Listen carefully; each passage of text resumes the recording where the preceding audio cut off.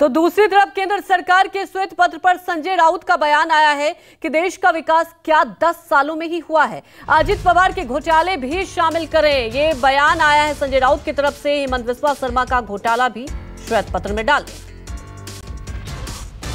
70 साल में कुछ नहीं हुआ। 70 साल में देश बना ही नहीं, अभी बना है।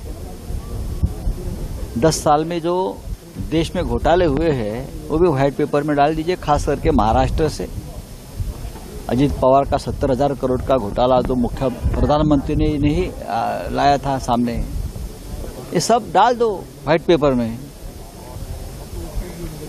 हेमंत बिस्वा शर्मा का घोटाला डाल दीजिए पूरा, नहीं तो वो अधूरा रहेगा व्हाइट पेपर।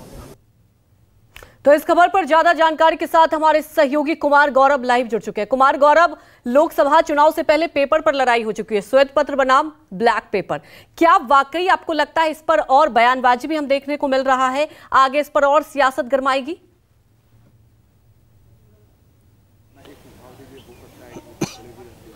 देखिए, जाहिर तौर पे अब अभी से कुछ देर बाद यानी 3:30-4 बजे के आसपास जब निर्मला रमन यानी कि वित्त मंत्री जो हैं वो जवाब देंगी बजट के मुद्दे पे और श्वेत पत्र लाएंगी, व्हाइट पेपर लाएंगी, तो जाहिर सी बात है उसमें 2004 से 14 जो आर्थिक कुप्रबंधन का पहले से भी आरोप बीजेपी लगाती रही है यूपीए की सरकार पर। उस वक्त 14 में जब लोकसभा चुनाव हुए थे उस दौरान जब बीजेपी सत्ता में आई थी, और तो उस समय जो मुख्य हथियार था बीजेपी के पास वो यूपीए सरकार के तमाम घोटाले थे, जिसमें 2G थे, आदर्श घोटाला था, पनडुब्बी घोटाला था, अगस्ता वेस्टलैंड घोटाला था और तमाम कोल ब्लॉक आवंटन का घोटाला था, आदर्श घोटाला था, CWG घोटाला था, तमाम घोटाले थे। इन मुद्दों को लेकर ही बीजेपी जनता के बीच गई थी और नरेंद्र मोदी सत्ता में चुनकर आए थे। तो जाहिर सी बात है ये जो तमाम कुप्रबंधन है और वो 2004 से 14 का जिसे बीजेपी मानती है वो सत्ता में है, और वो 10 साल में जो भी फैसले यूपीए सरकार में लिए गए, यानी कि जिस प्रोजेक्ट्स को अप्रूव किया गया उसमें देरी हुई, उसमें कितना कॉस्ट बढ़ा,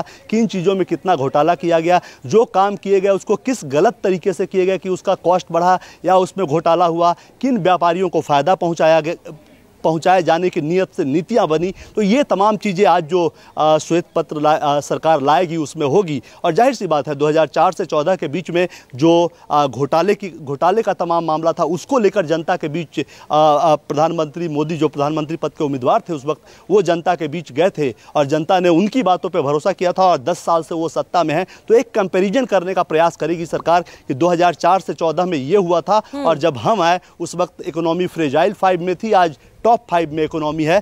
14 से 24 के बीच में क्या अंतर वो देश को देने में कामयाब रहे हैं, तो एक कंपैरिजन करने का प्रयास है। शुद्ध तौर पे एक तरह से आप इसे राजनीतिक प्रयास कह सकते हैं, क्योंकि ये आखिरी सत्र है, इसके बाद लोकसभा चुनाव में जाना है। तो कहीं ना कहीं 2004 से 14 का जो वक्त था उसको एक बार फिर से, उस याद को फिर से एक बार ताज़ा करवाना चाहती है मोदी सरकार आम जनता के जहन में कि अगर 24 में आपने गलती की तो फिर से 4 से 14 के बीच जो यूपीए की स्थिति थी, जो कांग्रेस के दौरान कार्यकाल के दौरान घपले घोटाले और वित्तीय अनियमितता हुई थी जिससे देश की एक इकोनॉमी बर्बाद हो गई थी और फ्रेजाइल 5 में चली गई थी, वैसी फिर से वही स्थिति फिर से आ सकती है। इसलिए आप बीजेपी के साथ बने रहिए, एनडीए के साथ बने रहिए, यही प्रयास होगा। आज जब 3:30-4 बजे के आसपास निर्मला रमन जो वित्त मंत्री निर्मला सीतारमन जो है व्हाइट पेपर जब सदन में लोकसभा में डालेंगी और लोकसभा में पेश करेंगी और उसके बाद उस पर चर्चा होगी। जाहिर सी बात है बयानबाजी का दौर चलेगा। आपने जैसे कि देखा कि व्हाइट पेपर 3:30-4 बजे आना है, लेकिन 10 सालों का ब्लैक पेपर कांग्रेस पहले सुबह सुबह लेकर आ गए। मल्लिकार्जुन खड़गे ने